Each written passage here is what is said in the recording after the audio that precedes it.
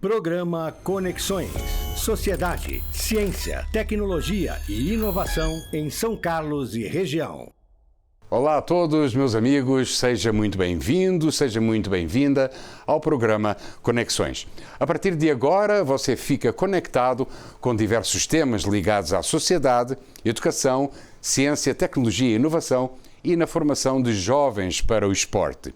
Hoje iremos falar sobre como um pesquisador da USP de São Carlos conseguiu unir a inteligência artificial e o aprendizado de máquina para identificar os diversos tipos de café, como, por exemplo, o café especial, o gourmet, o rio, que é o aroma forte, ou o riado, o café amargo. Fica então por aqui, pois começaremos esta edição do programa Conexões de hoje em exatamente 1 minuto. Até já!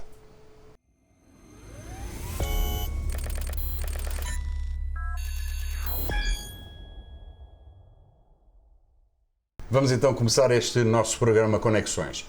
Muito bem, como todos sabemos, o café é uma das bebidas mais consumidas no mundo e o Brasil é o maior exportador do planeta.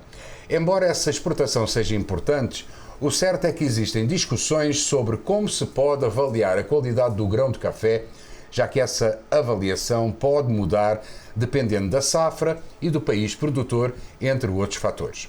Hoje recebemos no programa Conexões o pesquisador Dr. Bruno Pereira de Oliveira, do Instituto de Física de São Carlos, da Universidade de São Paulo, que decidiu mergulhar a fundo nesses questionamentos e desenvolveu um sistema de inteligência artificial capaz de dar notas ao café de acordo com critérios objetivos. Prezado Bruno, muito obrigado por ter aceito este nosso convite para estar aqui hoje connosco discutindo um pouco este assunto do café. Fica à vontade, pode sorrir, não paga nada. Esta sua pesquisa é consequência ou a continuação de um anterior trabalho que você desenvolveu também no Instituto de Física de São Carlos, da Universidade de São Paulo. Eu gostaria de saber, em primeiro lugar, e entender que pesquisas foram essas que você realizou antes de ter entrado nesta questão do desenvolvimento de um sistema ligado à qualidade do café. Como é que tudo começou?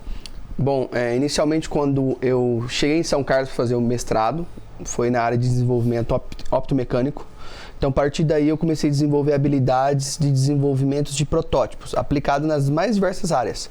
Uma das grandes áreas era a descontaminação na indústria de alimentos. Então, meu mestrado e meu doutorado foi desenvolvendo sistemas no qual eu tinha que integrar outras áreas, por exemplo, descontaminação de ozônio, UV, e de uma forma que seja aplicado na indústria, na linha industrial. Então isso me deu a habilidade de ser projetista, né? Projetista optomecânico, identificação de como eu poderia aplicar máquinas em processos, óticas em processos alimentares. Depois disso, depois que eu acabei meu doutorado, eu fui para a indústria, trabalhei um tempo na indústria de café, e uma das minhas formações iniciais é engenharia de alimentos. Então na engenharia de alimentos nós temos uma parte muito forte chamada análise sensorial desse curso. Então, quando eu fui para a indústria de alimentos em si, a área que eu mais trabalhei foi nessa área de análise sensorial. Então, eu desenvolvi habilidades ali, as pessoas mais sêniores me treinaram e eu comecei a entender como significava o mundo do café da análise sensorial. Mas a minha cabeça é de projetista. Então, quando eu fui fazer a análise, teve uma situação que eu sempre conto, que eu fui avaliar um café e era um lote bem grande, era na casa de milhões de reais. Onde é que é? Era no Paraná. No Paraná. Eu fui comprar um café de uma exportadora e aí eles me mandaram uma amostra e eu avaliei que era um café especial, um Fine Cup, que eram algumas características que demonstrou naquela amostra. Quando nós fomos comprar e mandou os documentos, mandaram que era um café gourmet. E aí eu entrei em discussão com o dono da empresa, eu falei assim para ele, mas a amostra que você mandou não é a amostra que você passou. E ele comentou comigo, é porque a sua avaliação é diferente da minha. Eu falei, como assim? Um mercado multimilionário não tem alguma coisa para parametrizar isso? Padronizar. E aí eu fiquei nisso, eu falei, cara, como? Como a minha cabeça era de projetista, de cientista, de física, eu falei, a fluorescência pode ser uma das aplicações. Então, quando eu quis regressar, conversei com os professores, falei, eu tenho interesse em desenvolver um equipamento que possa auxiliar e, de uma maneira imparcial, avaliar amostras de café sensorial. Inicialmente, nós não sabíamos muita coisa do que hoje é respondido, e aí os professores falaram, não, vamos embora, não tenho medo de apostar, vamos apostar. Então, eu comecei a fazer os testes base de como se fazia fluorescência no café. Ótica, puramente ótica. Ótimo. A partir daquilo ali, eu tive um balizamento, um entendimento de como era o comportamento físico e não químico naquela situação, e entendemos que daria para desenvolver um protótipo inicial e um processo. Então, a partir disso, surgiu o Embrapi, né, junto ao grupo, e começou a desenvolver um protótipo. Nisso eu comecei a trazer outras pessoas da equipe, que foi a necessidade. Uma coisa foi entender a fluorescência e a parte sensorial integrar. E aí nisso eu tive que trazer o pessoal de engenharia elétrica, pessoal de computação, pessoal de química, para começar a responder perguntas que, para se tornar um produto, é necessário. Ou seja, você reuniu uma equipa multidisciplinar. Exato, que foi a necessidade. Foi a necessidade. Porque hoje eu até sempre brinco nos editais ou mesmo nas arguições públicas. Uma coisa é a pessoa saber de análise sensorial da engenharia de alimentos. Outra coisa é ele saber ótica. As duas coisas, né, é difícil conectar, porque são mundos muito distintos. Então, para isso, precisa de uma equipe extremamente multidisciplinar. Então, foi a partir daí que você decidiu entrar no desenvolvimento deste sistema que já está patenteado, constituído por inteligência artificial e aprendizado de máquina, que recebe amostras dos grãos de café e identifica as suas características. Me explica como é que isso tudo funciona. Isto para quem ouve pela primeira vez esta explicação, fica assim um pouco confuso. Como é que isto tudo funciona? Partimos do princípio que quando você faz a fluorescência do café, né, aí vamos pensar na parte ótica, você emite uma luz, o café ele absorve essa luz e emite outra, um comprimento de onda maior com menos energia. É o princípio básico da fluorescência, de maneira bem geral. Então, quando você faz isso, a fluorescência de um grão para o outro, ele é bem próximo. Quando você olha o gráfico lá de fluorescência dele, são pontos muito próximos. Para um olho previamente treinado, um físico ou um engenheiro da área, tudo bem. Mas para o público geral, teria uma dificuldade. E como nós conhecemos que as ferramentas de inteligência artificial, dentre elas a machine learning, é uma possibilidade de aplicação, então nós pensamos o seguinte: se nós com o olho humano, bem treinado, conseguimos identificar o espectro, a diferença, fazendo análise estatística, que é o que nós fizemos inicialmente, montamos um background, uns dados e fizemos algumas análises estatísticas. Falou, se automatizar via inteligência artificial, nós conseguimos melhorar a capacidade de identificação sem a necessidade de um profissional ultra mega dedicado para isso ou qualificado para isso.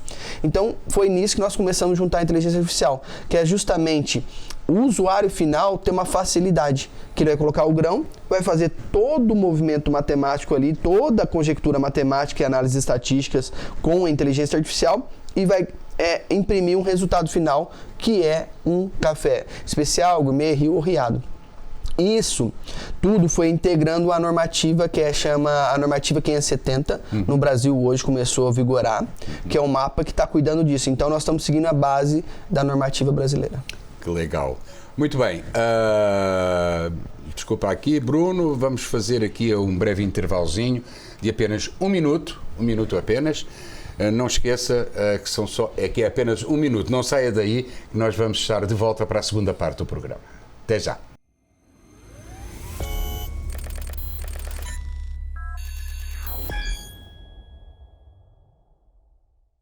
Sejam bem-vindos à segunda parte do Conexões de hoje.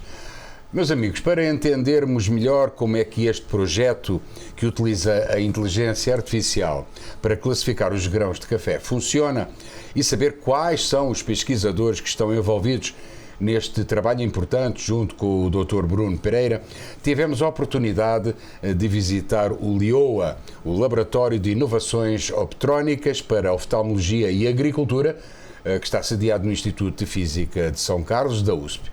A reportagem que vamos assistir é do jornalista Adão Geraldo. Vamos ver. Olá! Já é do conhecimento de todos nós que a inteligência artificial veio para ficar. E ela começa a se instalar em muitas áreas da sociedade, inclusive na ciência. No Instituto de Física de São Carlos, da USP, a inteligência artificial e aprendizado de máquina, junto com química, eletrônica e computação, aparece agora com o objetivo de identificar e classificar os diversos tipos de grãos de café. Estamos aqui no LIOA, Laboratório de Inovações Optrônicas para Oftalmologia e Agricultura do Instituto de Física de São Carlos, da USP, justamente para entender um pouco mais sobre esse processo. Conosco temos os pesquisadores André Nóbrega da Cruz, da eletrônica, Thales Eduardo Quadros, da computação, Renato Evangelista Feijó, da inteligência artificial, e Cristina Aparecida Diagone de Souza, da química. Eles vão nos guiar em uma rápida visita aos equipamentos que estão sendo utilizados nessa pesquisa, justamente com o intuito de percebermos melhor as suas finalidades. Qual a função da eletrônica nessa pesquisa? Bom, nessa pesquisa, a função da eletrônica é utilizar dispositivos optoeletrônicos. Aqui a gente está utilizando uma fonte de luz, que é um LED, e um elemento sensor. A função da fonte de luz aqui é evidenciar a cor do café, e a função do sensor é capturar a cor e digitalizar e disponibilizar para que o computador possa armazenar e processar essas informações. E essas informações quem pode fornecer? O Thales. Como é que é feita a participação da computação nessa pesquisa? Muito bem. A gente trabalha aqui com esse sensor RGB, né? Ele faz a diferenciação das cores do café e é a partir dele que a gente vai verificar se a qualidade do café é Conilon. Ora, esse sensor ele foi desenvolvido aqui pela equipe da Opticai, bem como o software que também foi desenvolvido. Aqui a gente consegue diferenciar bem claramente, né, qual que é o tipo do café. O Conilon está puxado um pouco mais para a cor avermelhada e o Arábica para a cor mais amarelada. Renato, um prazer ter você conosco aqui. Nesse trabalho que você desenvolve com os recebimentos de dados, qual é a responsabilidade, qual é a funcionalidade da inteligência artificial? Então, o algoritmo de inteligência artificial, ele utiliza os dados para realizar um treinamento de um modelo. E nesse caso, o modelo foi gerado e ele é capaz de fazer uma previsão com uma acurácia de 96%. Isso prevendo 7 classes diferentes e utilizando apenas 4 atributos. E aí, numa próxima etapa, o objetivo é generalizar esse modelo. E daí, então, é necessário coletar dados em diferentes períodos, em diferentes regiões do país, para a gente retreinar o algoritmo e gerar um novo modelo. Ou seja, a inteligência artificial é fundamental dentro desse trabalho. Com certeza. Eu estou aqui com Cristina Souza para que nós possamos saber, a partir de agora, qual é a inclusão da química nesta pesquisa. Qual é a responsabilidade da química? Uma das partes mais importantes desse projeto, que é crucial, é conseguirmos identificar os possíveis marcadores que são compostos que apresentam diferença entre um tipo de grão de café e o outro. Para isso, precisamos utilizar equipamentos de alta resolução e sofisticados, e são caros, mas essa técnica é imprescindível para conseguirmos chegar nos resultados esperados. Então aqui nós temos também uma pesquisadora, a Juliana, que nos dará suporte para essas análises. Então, a Juliana, e nós temos uma fotógrafa físico, 2 detectores, que é o de estação ultravioleta, acoplado a um espectrômetro de massa. O café é a segunda bebida mais consumida, ficando apenas da água. Por exemplo, entre 2021 e 2022, foram produzidas 170,83 milhões de sacas de 60 quilos. Mas nem todo café é igual. Existem aqueles cafés chamados gourmet, e a principal diferença destes para os outros é o tipo de grão. Dados da Associação Brasileira da Indústria de Café, a ABIC, mostram que, em abril de 2023, a venda de cafés gourmet e especial cresceu 84,80% quando comparado com o mesmo período de 2022. Este sistema permite a seleção de grãos de café a partir da inteligência artificial, através de uma equipe multidisciplinar que trabalha neste laboratório da USP. Com ele, as empresas poderão, no futuro, precificar as safras conforme a qualidade dos grãos de café. Uma pesquisa made in São Carlos, do Instituto de Física de São Carlos, da USP, para o programa Conexões Adão Geraldo. Muito bem, meu caro Bruno, parece que todos nós ficamos cientes da importância deste trabalho. Deixa eu te perguntar outra coisa. Este é um sistema que vai ser comercializado, em princípio. A quem é que se dedica este sistema? Ou seja, quais serão os potenciais interessados? Hoje, inicialmente, mapeamos alguns mercados.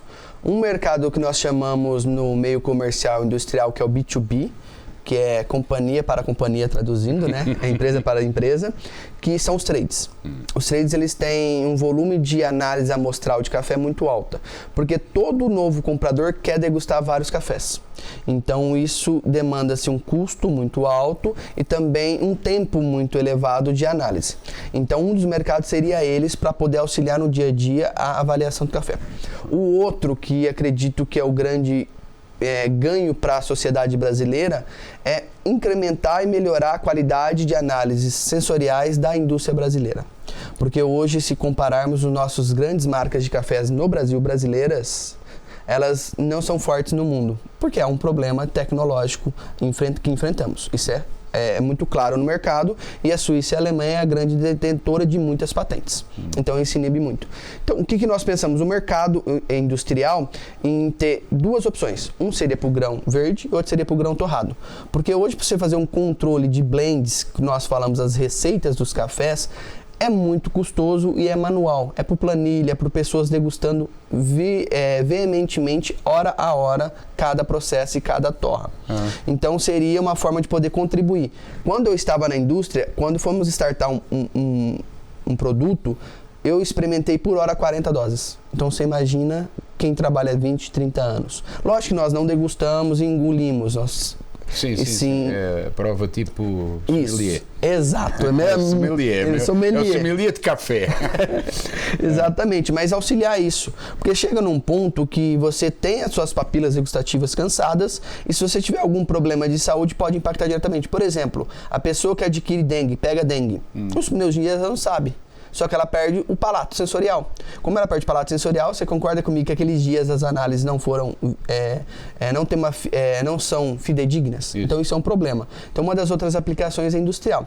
E uma outra aplicação, que é uma aplicação que envolve mais a seleção da qualidade, seria aplicações em cafés especiais com origens certificadas, que são produtores que não são de grandes volumes, mas de valor agregado muito grande, muito alto, né? Muito alto, e que dependem exclusivamente da comprovação que aquele café realmente é aquele café. Porque já participei, vi leilões que uma saca de café de 30 quilos custa 35, 60 mil reais. E quando você compara essa mesma saca no mercado, dependendo do tipo do café, varia entre 700 a 1.500 reais, ou seja, é um valor muito agregado. Então, são esses três mercados.